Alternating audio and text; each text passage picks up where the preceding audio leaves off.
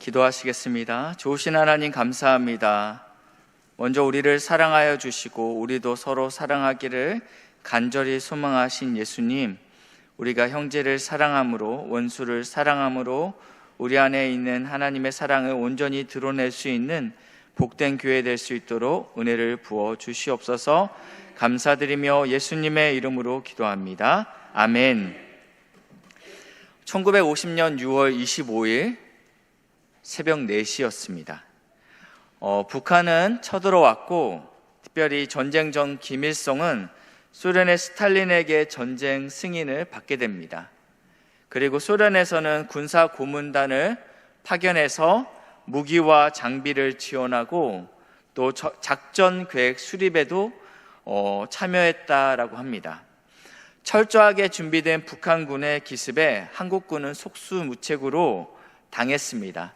개전이 시작된 지 단 3일 만에 서울이 함락되고 또 한 달 만에 낙동강까지 밀려나게 됩니다. 전쟁이 난 바로 그 다음 날 6월 26일에는 유엔 안보리 회의가 소집됩니다. 유엔 안보리 상임이사국으로는 미국과 영국, 프랑스, 그리고 대만과 소련이 있습니다. 그리고 비상임이사국이 있는데 이들이 이 한국전을 어떻게 할 것인가, 유엔 연합군이 파견될 것인가에 대한 결의를 하는 시간이었습니다. 그런데 앞에 나온 5국, 상임이사국 5개국이 한 나라라도 거부할 경우에는 이 결의가 통과되지 못하게 되었습니다. 영국, 프랑스, 미국, 그리고 대만, 그리고 소련이었습니다. 안보리 투표는 어떻게 되었을까요? 여기에 대해서는 제가 설교 마지막에 다시 한번 말씀드리겠습니다. 오늘 본문인 이 에스더서에도 이러한 놀라운 하나님의 섭리를 우리가 볼 수 있습니다. 오늘 본문의 시작은 이렇게 시작합니다. 그날 밤에 왕이 잠이 오지 아니하므로 라고 이야기하고 있습니다. 그날 무슨 일이 있었길래 왕이 잠이 들지 못했습니까? 잠을 이루지 못한 그날에는 어떠한 일이 있었는지 5장에 기록되어 있습니다. 5장의 시작은 5장 1절인데요. 제3일에 에스더가 왕후의 예복을 입고 왕궁 안뜰 곧 어전 맞은편에 서게 되었다라고 표현하고 있습니다. 페르시아의 제국법상 왕이 부르지 않았는데 먼저 왕 앞에 서는 것은 목숨을 건 행위였습니다. 그것이 왕후라 할지라도 예외는 없습니다. 이미 왕이 자신을 찾지 않은 지 한 달이 지났습니다. 그런데 에스더는 이러한 목숨을 건 행동을 하는 이유는 무엇입니까? 에스더는 소수민족이었고 고아 출신이었습니다. 그랬던 에스더가 하나님의 은혜로 페르시아의 왕후가 됩니다. 기쁨도 잠시 이 페르시아의 2인자 하만에 의하여 자신의 민족 유다가 진멸당할 위기에 처했습니다. 페르시아 전역에서 12월 한날을 정해서 모든 유다인을 죽이라는 왕의 조서가 내려졌습니다. 자신의 민족 유다의 진멸을 막기 위해 에스더는 죽으면 죽으리라, 그리고 자신의 동족에게 금식을 선포합니다. 그리고 자신과 시녀들도 3일간 금식합니다.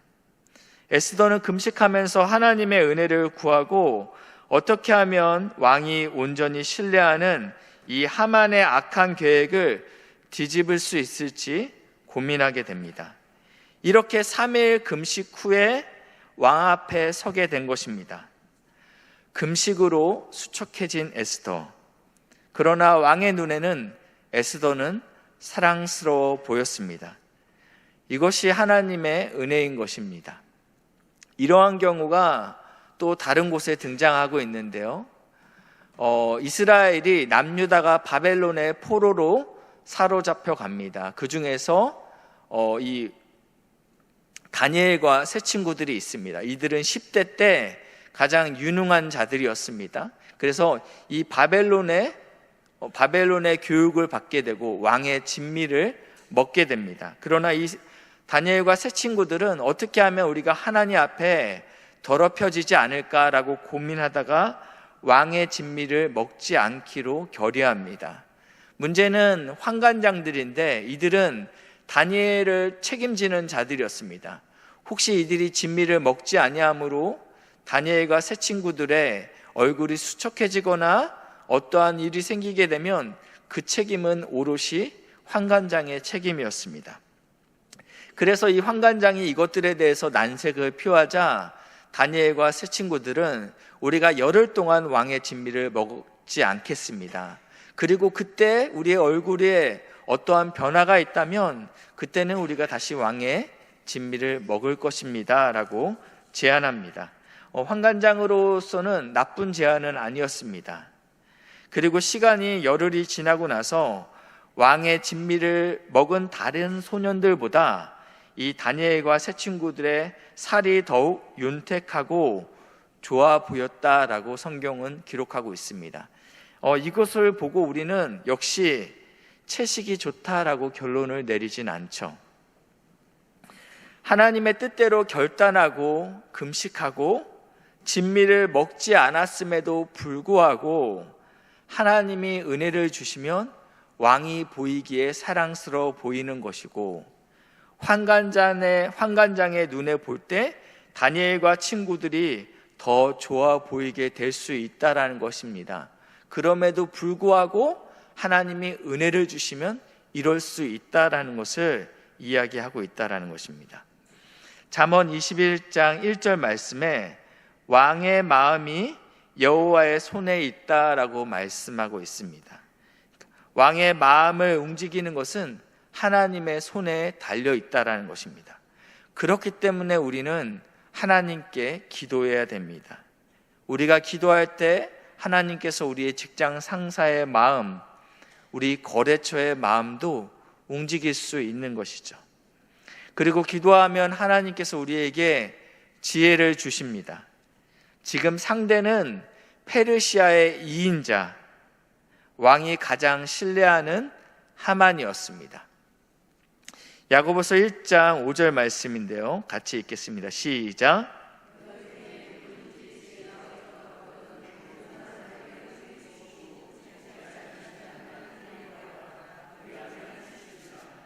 하나님께서는 지금 분명히 말씀하고 있습니다. 구하라. 그러면 하나님께서 지혜를 주신다라고 말씀하고 있습니다.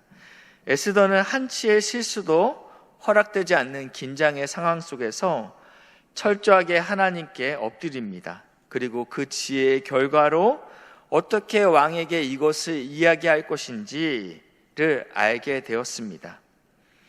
한 달 동안 왕에게 생각나지 않았던 왕후였지만 보는 순간 사랑스러운 마음이 왕에게 생겼습니다. 그리고 그 마음이 너무 커서 에스더에게 이렇게 이야기합니다. 나라의 반이라도 너에게 주겠다. 이것은 정말 나라의 반을 주겠다라는 의미가 아닙니다. 우리가 남녀가 사랑할 때 이러한 이야기를 하죠. 하늘의 달도, 하늘의 별도 따주겠다라고 이야기합니다. 실제로 따줄 수 있지 않습니다. 그러나 내 마음이 그렇다라는 것입니다. 지금 이 왕의 마음이, 에스더를 향한 왕의 마음이 제국의 반이라도 줄 수 있을 만큼 당신은 사랑스럽습니다라고 이야기하는 것입니다. 이 고백을 들었다면, 제가 만약 왕후 에스더였다라면 그 자리에서 이야기했을 텐데, 에스더는 즉시 소원을 말하지 않습니다. 그리고 이렇게 이야기합니다. 당신을 내가 베푼 잔치에 초대하고 싶습니다. 이 이야기는 데이트 신청이죠. 당신이 한 달간 나를 찾지 않았습니다. 저는 당신과 함께 시간을 보내고 싶습니다. 그런데 문제는 그 다음입니다. 둘만 보내야 될, 오롯이 둘만의 시간을 가져야 되는데 그 자리에 하만을 초대하는 것입니다. 이것은 페르시아 왕실의 법도를 벗어나는 것입니다. 황후를 포함해서 그 궁정에 있는 모든 여인은 황제의 여인이었습니다. 그래서 이 여인들을 만날 수 있는 남성들은 오직 넷이었습니다. 그래서 특별히 이 넷이들도 여인들에게 7걸음 이상 가까이 가지 못하게 되었습니다. 그래서 선대 황후도 에스더 1장 9절 말씀인데요, 왕후 와스디도 아하수에로 왕궁에서 여인들을 위하여 잔치를 따로 베풀었다라고 이야기하고 있습니다. 이 아하수에로 왕이 180일간 제국의 모든 지도자들을 모아놓고 잔치를 베풀었습니다. 그러고 있을 때 이 왕후도 여인들을 위해서 따로 잔치를 베풀었다라고 이야기하고 있습니다. 그러나 왕이 술김에 자신의 와스디가 너무 아름답기 때문에 이것을 지금 제국에 있는 많은 왕들에게 드러내고 싶었습니다. 사실은 이것은 여인으로서는 치욕적인 일입니다. 그의 아름다움은 오직 왕만 볼 수 있습니다. 오직 남편만 볼 수 있는데 지금 이것을 드러낸다라는 것은 왕비로서는, 여인으로서는, 그리고 부인으로서는 치욕적인 일이라는 것이죠. 그런데 이러함에도 불구하고 파격적으로 이 에스더는 남편인 왕만 초대한 것이 아닌 2인자 하만을 잔치에 초대한 것입니다. 이 왕후의 초청은 하만 개인에게 있어서는 무척이나 영광스러운 일입니다. 그러나 아하수에로 왕, 이 남편의 입장으로는 이러한 상황이 어떻게 해석해야 될지 잘 모르겠습니다. 일단 에스더의 청을 받고 이 잔치에 하만을 데리고 참석합니다.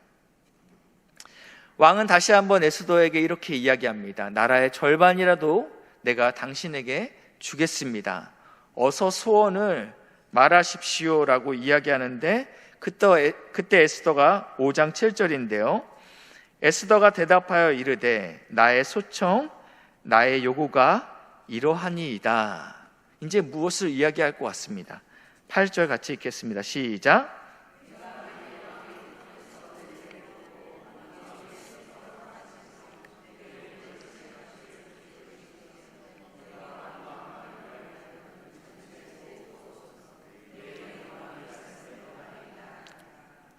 소원을 말하라고 했더니 또 뜸을 들입니다. 그러면서 왕이 나를 좋게 여기시거든 은혜를 입었다면, 그리고 내 요구를 정말 들어주고 싶게 원하신다면 내일 또 오십시오. 저는 왕을 계속 보고 싶습니다. 한 달에 한 번이 아니라 오늘도 내일도 왕을 보고 싶습니다. 얼마나 아름다운 고백입니까? 근데 문제는 왕뿐만 아니라 그 자리에 하만을 다시 초청하는 게 문제라는 것입니다. 그리고 내일은 내가 반드시 왕에게 나의 소원을 아뢰겠습니다. 연이은 왕후의 초청에 하만의 반응을 먼저 보길 원합니다. 하만은 마음이 한껏 들떴습니다. 왜냐하면 이 왕후가 베푼 잔치에 황제뿐만 아니라 오직 유일하게 자신만이 초청되었기 때문입니다. 이 구름 위를 걷는 이 기분이 오래가지는 않았습니다. 왜냐하면 궁전을 나섰는데 여전히 자신을 향하여 절하지 않는 모르드게가 밟히는 것입니다. 그래서 12월 한 날을 정해서 모르드게를 포함해서 유다 사람 민족을 멸절하기 위해서 날짜를 정했죠. 그러나 그 날짜까지 도저히 기다릴 수가 없습니다. 오늘 당장 내가 모르드게를 죽이지 않으면 내가 견딜 수 없겠다라는 마음이 그 안에 불일 듯 일게 됩니다. 그래서 자신의 정원 뜰에다가 50규빗 되는 장대를 세우게 됩니다. 50규빗은 25m, 아파트 8층 높이입니다. 내가 이 장대에 모르드게를 달겠다, 매달겠다라는 것은 8m짜리 장대를 세운다라는 것은 무슨 말씀입니까? 25m짜리 장대를 세운다라는 말은 수산성에 사는 모든 사람들이 장대에 달린 모르드게를 볼 수 있게끔 만들겠다라는 것입니다. 나에게 반항하는 모든 자들은 이런 식으로 죽게 될 것이다 라는 강력한 메시지가 담겨 있습니다. 어서 빨리 왕에게 모르드게의 사형을 허락받고 싶은 마음에 그는 밤잠을 설치고 새벽부터 왕의 뜰에서 대기하고 있습니다. 이번에는 왕의 반응입니다. 이 두 번째 잔치에도 자신만을 초대한 것이 아닌 하만을 데리고 오라는 이 에스더의 청에 이 아하수에로는 그날 밤 밤잠을 이루지 못합니다. 이 왕후의 간절한 소원이 무엇인지 궁금하기도 하고, 아무리 자신이 신뢰하는 부하일지라도 오랜만에 이 부부의 만남에 하만이 두 번이나 끼는 것도 이해가 되지 않습니다. 여러 복잡한 마음이 있겠지만 확실한 건 성경에서 하나님께서 왕에게 잠을 주지 않았다라고 말하고 있습니다. 잠을 이루지 못하고 뒤척이는 왕에게 이렇게 이야기합니다. 페르시아의 왕조 실록을 읽으라고 명합니다. 잠이 들기커녕 그 정신이 더욱 또렷해졌습니다. 그리고 5년 전 사건을 듣게 됩니다. 자신을 암살하려고 했던 2명의 내시, 그것을 고발했던 모르드게의 업적 부분을 듣고 있었습니다. 왕은 이러한 모르드게에게 어떠한 포상이 내려졌는지 궁금하여 질문합니다. 에스더 6장 3절 말씀인데요. 왕이 이르되 이 일에 대하여, 이 모르드게의 놀라운 업적에 대하여 무슨 존귀와 관작을 모르드게에게 베풀었느냐 하니 측근 신하들이 대답하되 아무것도 베풀지 아니하였습니다. 여기서 말하는 무슨 존귀, 무슨 훈장, 무슨 명예가 이에게 주어졌느냐, 두 번째, 혹은 관작, 승진되었느냐. 9급 공무원이었으면 8급, 7급 이렇게 승진되었느냐. 5년 동안 어떠한 승진이나 어떠한 훈장도 없었다라고 이야기하고 있는 것입니다. 왕은 지금이라도 이 모르드게에게 합당한 보상을 주어야겠다라는 생각이 들어서 6장 4절 말씀에 왕이 이르되 누가 뜰에 있느냐, 이 말씀은 개 아무도 없느냐라고 묻는 것입니다. 밖에 누구 없느냐라고 묻는 것입니다. 그러니까 마침 하만이 자기가 세운 나무에 모르드게 달기를 왕께 구하고자 새벽부터 왕의 바깥들에 이른지라.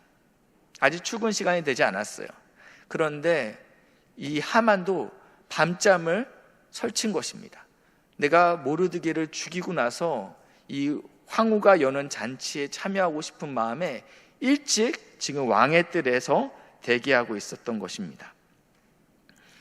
아침 일찍부터 하만은 모르드게를 나무에 달기 위해서 왕을 접견하려고 바깥뜰에서 언제가 될지 모르는 시간을 기다려야 하는데 마침 왕이 사람을 찾는 것입니다.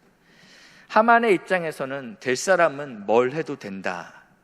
오늘 시작이 좋은데 라는 생각을 가졌던 것입니다.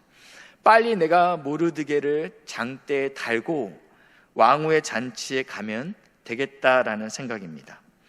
에스더 6장 6절 말씀인데요. 같이 읽겠습니다. 시작.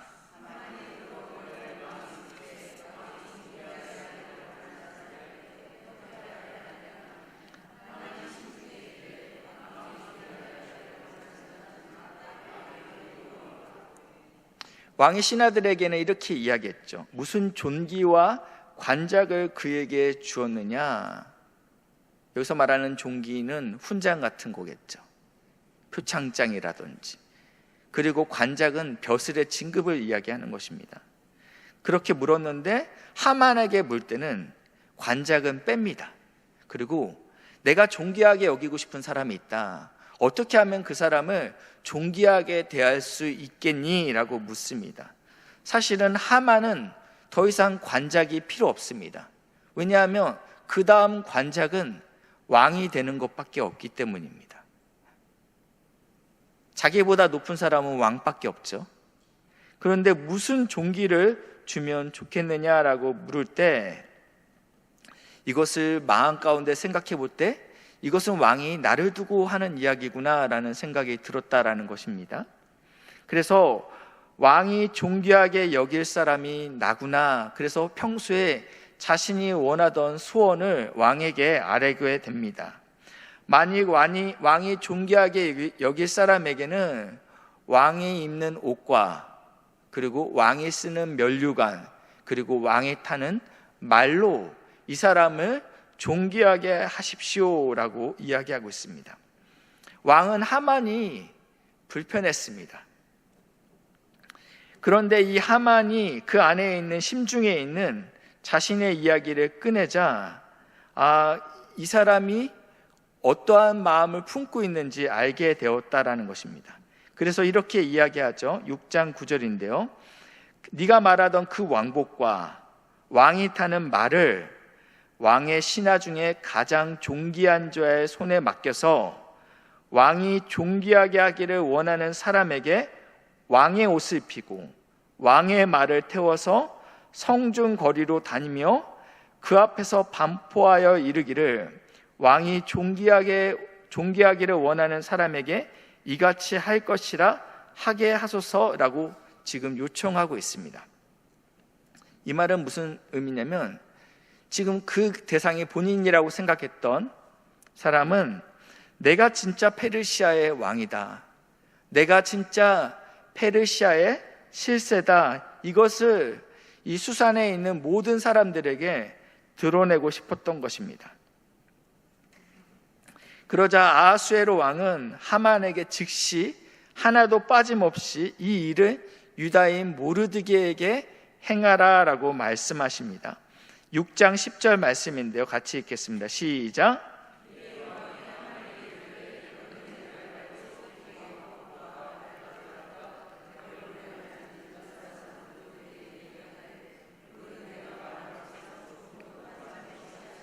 아멘. 이렇게 하만은 자신이 한 말로 인해서 공경에 처하게 됩니다. 수산에 있는 모든 사람들은 하만과 모르드게의 불편한 관계에 대해서 익히 알고 있습니다. 하만이 모르드게를 죽이지 못해서 안달난 것이 모두 다 알고 있다는 것입니다. 그런데 그 하만이 모르드게를 왕복을 입히고 왕이 타는 말을 태운 다음에 수산의 길을 지나가면서 왕이 존귀하게 여기는 자가 여기 있다라고 이야기하고 있다는 것입니다. 하나님을 모르는 세상에서는 우연이 있고 마침이 존재하지만 하나님의 백성에게는 우연이 없습니다. 왜냐하면 하나님께서 주관하시고 다스리고 있기 때문입니다. 역사의 주관자 되시는 하나님께서 이 세상을 이끌어 간다라는 것입니다. 일반적으로 왕의 왕비는 유럽 가문에서 나오게 됩니다. 아니면 다른 나라의 공주가 왕비가 되게 됩니다. 그렇게 하는 이유는 왕의 권세를 더욱 견고하게 하기 위함입니다. 처가댁 힘을 빌리겠다라는 것이죠. 하물며 127도를 다스리는 이 황제, 제국의 페르시아의 황제의 황후는 누가 돼야 됩니까? 강력한 권세 있는 집안에서 나와야죠. 그러나 포로로 잡혀온 소수민족, 그것도 고아였던 에스더가 페르시아의 황후가 될 확률은 얼마나 됩니까? 비밀리에 황제를 암살하기 위해서 모의했던 내용을 모르드게가 들을 수 있는 확률은 얼마나 됩니까? 그리고 이 황제의 암살 모의를 제보하는 자에게 어떠한 보상도 주지 않을 확률은 얼마나 됩니까? 하만이 유대인을 죽이기 위해서 제비를 뽑게 되는데 그날이 가장 먼 12월 달이 뽑힐 것은 그 확률은 또 얼마나 됩니까? 페르시아 황제가 그날 밤 잠을 이루지 못할 확률은 얼마나 되고, 그리고 잠을 이루지 못해서 수많은 오락거리 중에 하필이면 왕조 실력을 읽기로 선택할 확률은 또 얼마나 됩니까? 그리고 그 방대한 왕조의 실록 중에 5년 전에 모르드게가 왕의 암살 음모를 폭로할 기록을 발견할 확률은 또 얼마나 됩니까? 누가 뜰에 있느냐라고 물었을 때 마침 하만이 기다리고 있을 확률은 얼마나 됩니까? 모르드게를 달기 위하여 높이 세운 장대에 본인이 달리게 될 확률은 얼마나 됩니까? 이 모든 것이 우연 같아 보이는 일들이 정확하게 하나님의 시간 안에서 맞물리게 되면서 유다의 민족을 구원하는 결과로 이어지게 됩니다. 에스더서에는 하나님의 이름이 한 번도 등장하지 않습니다.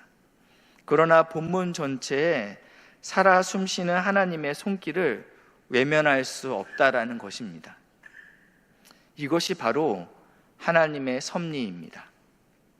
우리의 현실이 암울합니다.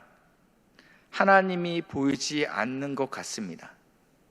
그러나 하나님은 쉬지 않고 우리를 위해 일하고 계십니다.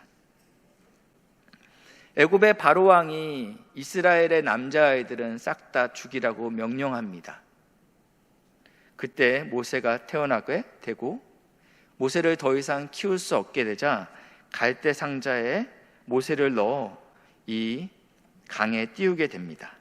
그런데 하필 바로의 딸이 이 아기 모세가 있는 갈대 상자를 발견할 확률은 얼마나 됩니까? 기근을 피해서 모압 땅으로 피한 여인이 있습니다. 남편이 죽고 두 아들도 죽게 됩니다. 그리고 이방의 여인, 이 며느리들과 함께 다시 베들레헴으로 돌아오게 됩니다. 이 모압 여인 룻이 많고 많은 땅 중에서 우연히 보아스의 밭에서 이삭을 줄 확률은 얼마나 됩니까? 갈릴리 나사렛에서 살고 있던 요셉과 마리아가 있습니다. 로마의 황제 아우구스투의 칙령으로 인해서 모든 사람은 자신의 고향으로 가서 인구 조사를 명령합니다. 그래서 예언대로 이 요셉과 마리아는 베들레헴에 가서 예수님이 태어나게 될 확률은 얼마나 됩니까? 말씀을 정리하겠습니다. 설교 초반에 제가 6.25에 대한 이야기를 했습니다. 이 유엔 안보리 회의의 안건은 한국의 연합군을 파병하는 문제였습니다. 이 5개의 상임이사국 중에 한 나라라도 거부권을 행사할 경우에는 연합군의 이름으로 파병할 수 있는 상황이 아니었습니다. 그리고 소련은 물심양면으로 북한을 지원하고 있는 상황이었습니다. 마침 당시에 소련이 이 안보리 회의를 보이콧하고 있었습니다. 이유는 이 안보리의 상임이사국 5개 중에서 대만이 들어간 문제이기 때문입니다. 본토 중국이 상임이사국, 규모로 봤을 때, 국력으로 봤을 때, 인구로 봤을 때 누가 봐도 본토인 중국이 들어가야 되는데 대만이 들어간 것이 못마땅했기 때문입니다. 그래서 이 상임이사국 중에서 대만을 빼고 중국을 넣어야 된다라는 문제 때문에 당시에 1950년 1월부터 보이콧 중이었습니다. 그래서 이 6월 달에 있었던 이 회의에 소련이 거부권을 행사할 수 있는 상황이 아니었습니다. 결과적으로 유엔이 한국전에 참여할 수 있는 계기를 마련해 준 것이죠.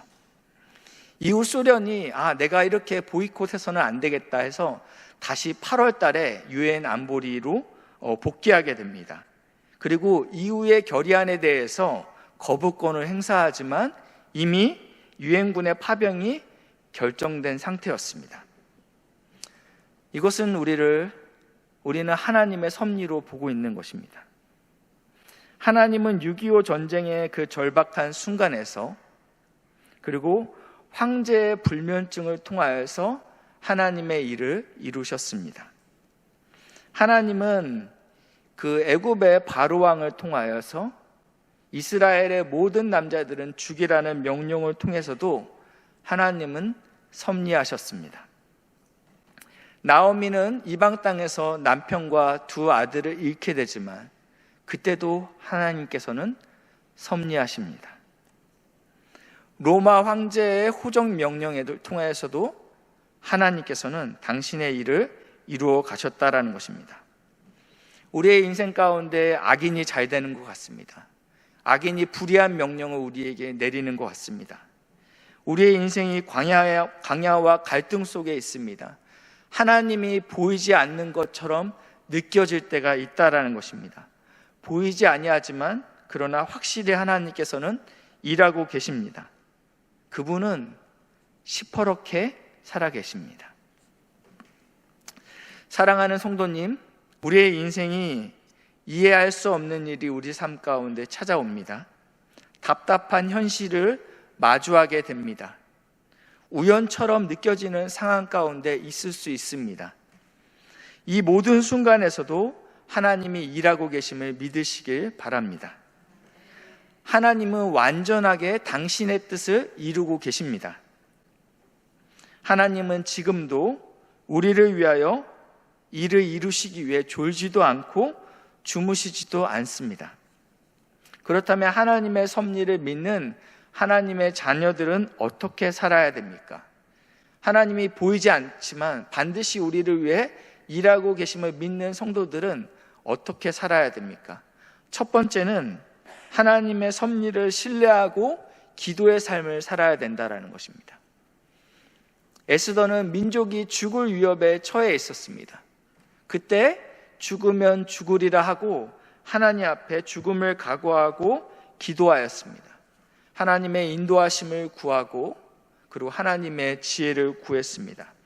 하나님은 왕의 마음을 움직이기도 하고 에스더에게 놀라운 지혜도 주셨습니다. 잠언 3장 5절 6절 말씀인데요. 너는 마음을 다하고 여호와를 신뢰하고 내 명철을 의지하지 말라. 6절 읽겠습니다. 시작.